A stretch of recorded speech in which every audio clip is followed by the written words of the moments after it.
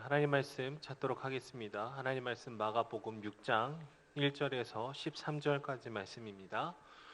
하나님 말씀 마가복음 6장 1절에서 13절까지 말씀입니다. 말씀을 제가 읽도록 하겠습니다. 예수께서 거기를 떠나사 고향으로 가시니 제자들도 따르니라. 안식이 되어 회당에서 가르치시니 많은 사람이 듣고 놀라 이르되 이 사람이 어디서 이런 것을 얻었느냐? 이 사람이 받은 지혜와 그 손으로 이루어지는 이런 권능이 어찌 됨이냐? 이 사람이 마리아의 아들 목수가 아니냐? 야고보와 요셉과 유다와 시몬의 형제가 아니냐? 그 너희들이 우리와 함께 여기지 아니하냐 하고 예수를 배척한지라. 예수께서 그들에게 이르시되 선지자가 자기 고향과 자기 친척과 자기 집 외에서는 존경을 받지 못함이 없느니라 하시며 거기서는 아무 권능도 행하실 수 없어 다만 소수의 병자에게 안수하여 고치실 뿐이었고 그들이 믿지 않음을 이상히 여기셨더라. 이에 모든 촌에 두루 다니시며 가르치시더라. 12 제자를 부르사 둘씩 보내시며 더러운 귀신을 제어하는 권능을 주시고 명하시되 여행을 위하여 지팡이 외에는 양식이나 배낭이나 전대의 돈이나 아무것도 가지지 말며 신만 신고 두벌 옷도 입지 말라 하시고 또 이르시되 어디서든지 누구의 집에 들어가거든 그곳을 떠나기까지 거기 유하라. 어느 곳에서든지 너희를 영접하지 아니하고 너희 말을 듣지도 아니하거든 거기서 나갈 때 발 아래 먼지를 떨어버려 그들에게 증거를 삼으라 하시니 제자들이 나가서 회개하라 전파하고 많은 귀신을 쫓아내며 많은 병자에게 기름을 발라 고치더라. 아멘. 스탠포드 대학의 치피스라는 교수가 자신의 논문에 지식의 저주라는 표현을 사용을 한 적이 있습니다. 우리는 보통 무엇인가를 모르는 것보다 아는 것이 더 좋다라고 생각을 하죠. 그래서 아는 것이 힘이다라는 표현도 저희가 자주 듣고 또 자주 씁니다. 하지만 이 칩히스라는 교수는요, 다른 사람과 비교해서 너무나 많은 것을 알고 이해하는 사람들이 이렇게 말을 할 때 오히려 굉장히 어려운 단어들을 많이 사용하게 되고 복잡한 표현들을 사용하게 되는 것을 얘기를 합니다. 그리고 그렇게 되면 오히려 다른 사람들과 의사소통을 하는 데에 문제가 있더라라는 것을 얘기를 했어요. 실제로 무엇인가에 투자를 할 때도요, 어느 정도 생각하고 고민하면 단순하게 생각을 하면은 쉬운데 너무 많은 것을 아는 사람들은 이것도 생각해야 되고 저것도 고민해야 되고 그래서 오히려 평범한 사람들의 그 생각에서 벗어날 때가 많다라고 얘기를 합니다. 이것을 지식의 저주다라고 표현을 했습니다. 너무 많이 알아서 오히려 더 힘들어진 상태, 이것을 지식의 저주라고 얘기를 하는 것이죠. 오늘 말씀 본문에 나오는 예수님의 가족들, 고향 사람들이 바로 그러했습니다. 그들은 예수님을 메시아로 보기 이전에 내가 굉장히 잘 알고 있는 동생, 후배, 이웃집의 아들로서 생각을 했었습니다. 그래서 자신이 예수라는 사람을 내가 확실히 잘 알고 있다라는 그 판단에 갇혀서 오히려 메시아로 오신 예수님을 알아보지 못하고 받아들이지 못하는 모습을 오늘 말씀 본문에 보이고 있는 것이죠. 또 다른 종류의 지식의 저주일 수 있는 것입니다. 오늘 말씀에서 예수님은 자신의 고향에 가셔서 회당에서 말씀을 전하셨습니다. 그리고 예수님께서는 자신이 하나님의 아들이심을 나타내는 여러 증거들을 보여주셨어요. 갈릴리에 있었던 사람들은요, 예수님이 선포하시는 이 말씀의 탁월함에 깜짝 놀랐습니다. 예수님이 베푸신 그 기적의 권능을 보고 당황했습니다. 놀랐다라는 표현이 기록이 되어 있는데요, 사실은 당황했다라는 의미가 더 맞을 것 같습니다. 왜냐하면 갈릴리 사람들은 예수라는 사람을 내가 잘 아는데 어떻게 자랐는지를 잘 알았기 때문에 그분의 행하심이 연결이 되지가 않는 것이죠. 우리 마가복음 6장 3절 말씀을 읽어보도록 하겠습니다.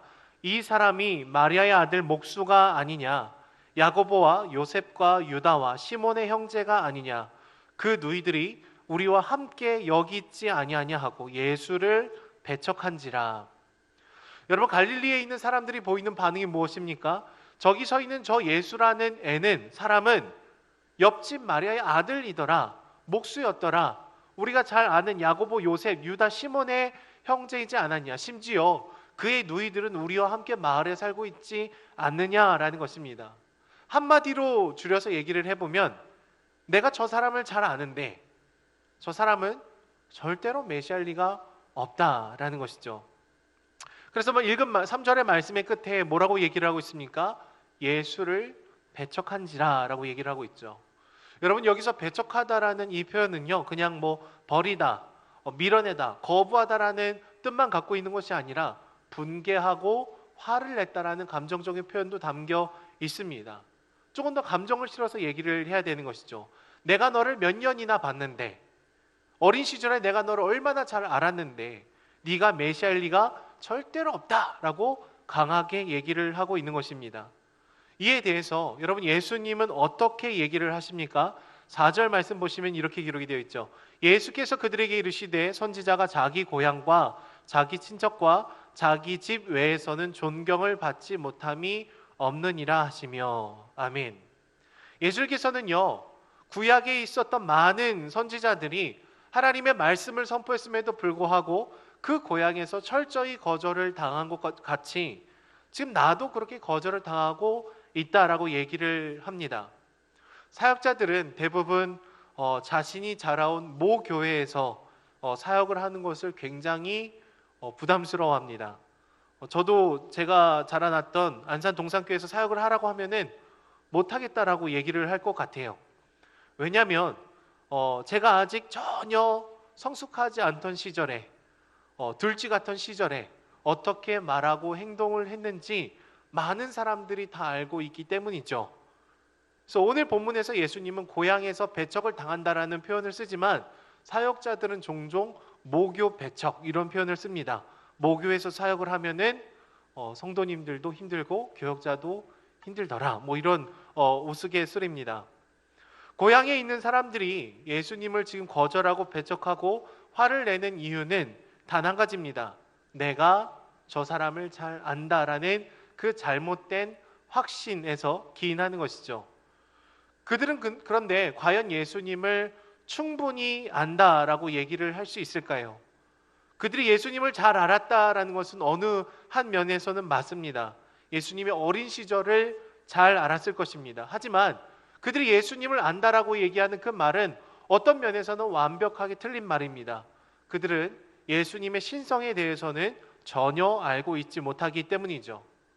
예수님이 사람인 것은 알았으나 하나님의 아들이신 것, 그리고 약속된 구약의 말씀을 성취하는 메시아로서 오신 분이라는 것은 전혀 알고 있지 못한 것이죠.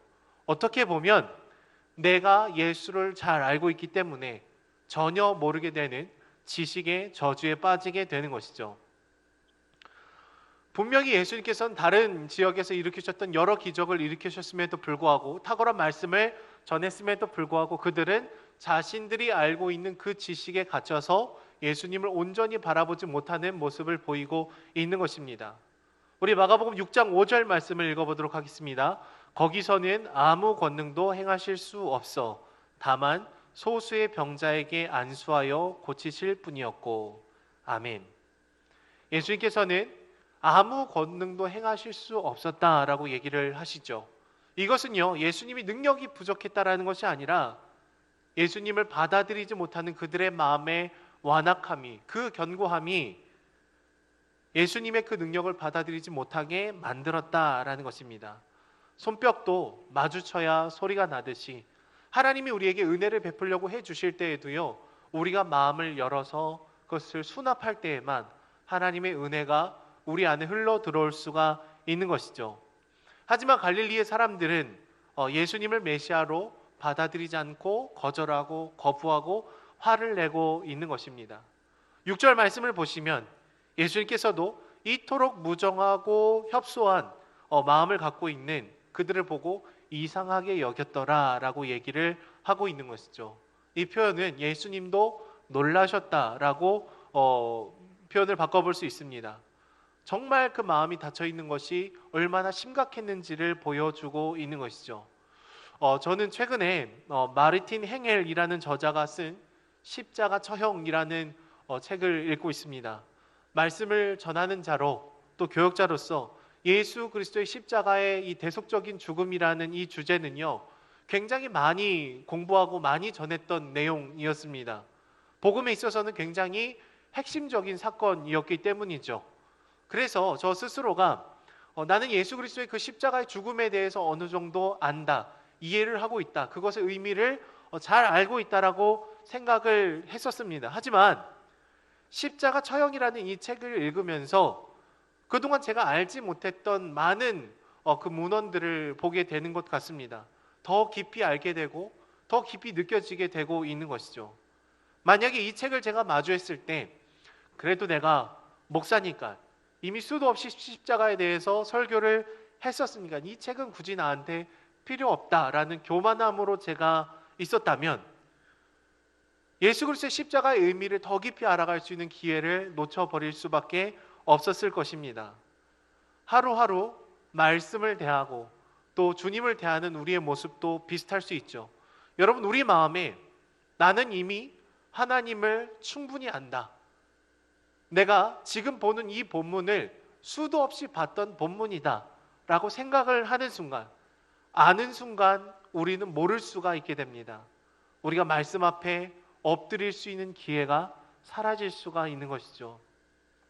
주 안에 사랑하는 여러분, 하지만 주님은 우리가 평생을 다해서 알아가도 다 알 수 없는 크고 놀라운 분이심을 믿음으로 고백하시기를 소망합니다. 오늘 말씀 본문의 뒤에 나오는 12명의 제자를 다시금 파송하는 장면에서도 예수님의 제자를 영접하지도 않고 아무 말도 듣지 않는 사람에 대해서 예수님은 어떻게 하라고 얘기를 하십니까? 나갈 때에 발 아래의 먼지를 떨어버려 그들에게 증거를 삼아라 하시니 라고 얘기를 하시죠.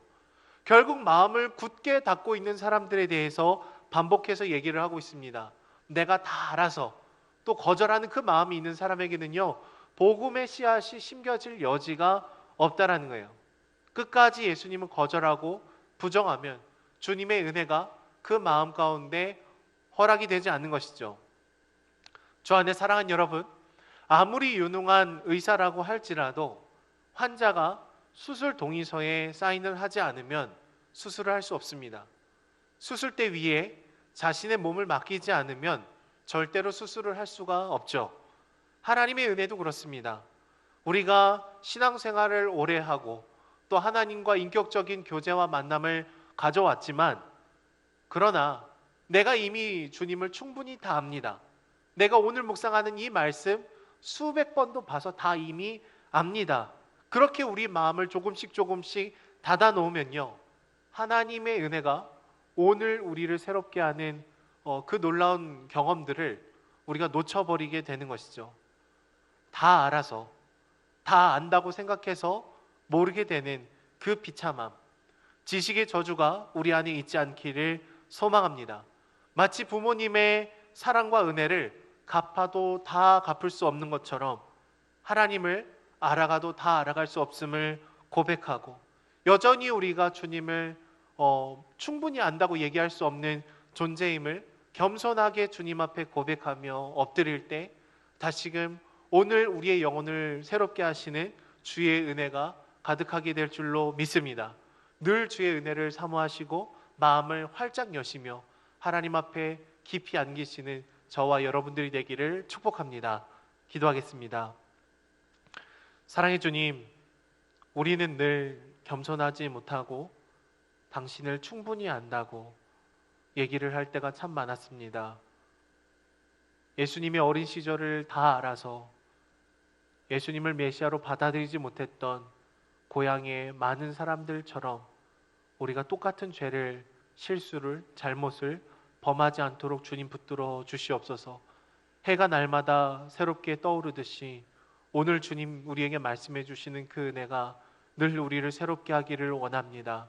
겸손하게 주 앞에 엎드릴 수 있도록 붙들어 주시고 날마다 주의 은혜가 부어지지 않으면 살아갈 수 없음을 고백하는, 하나님의 은혜를 갈망하는 우리의 마음이 준비될 수 있도록 주님들 함께하여 주시옵소서. 감사드리며 예수님의 이름으로 기도드립니다. 아멘.